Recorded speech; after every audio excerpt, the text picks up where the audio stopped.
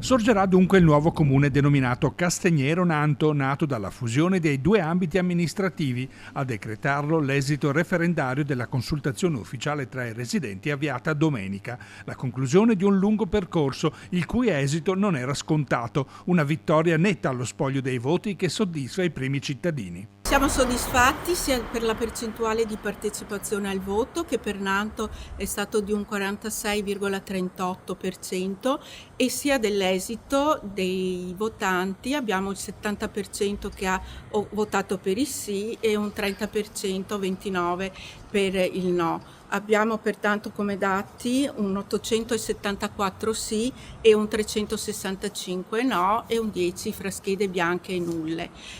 Questo è un momento molto importante per la nostra comunità. Ancora più marcata la vittoria del sì a Castignero. Il nuovo comune di circa 5.000 abitanti potrà usufruire di un tesoretto di circa 12 milioni di euro da investire nei prossimi 10 anni nel settore sicurezza, ambiente e sociale. Oggi è una giornata storica, siamo ormai con i dati quasi ufficiali per il nostro referendum per la fusione di Castignero a Nanto.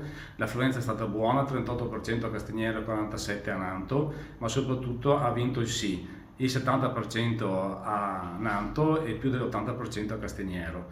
Ringraziamo i cittadini che hanno capito la bontà del progetto che è stato portato avanti dalle delibere dei consigli comunali che sono state approvate all'unanimità. Quindi oggi è davvero una giornata storica, adesso la palla passa alla Regione che vedremo i prossimi adempimenti, però davvero per le nostre comunità è un giorno importantissimo.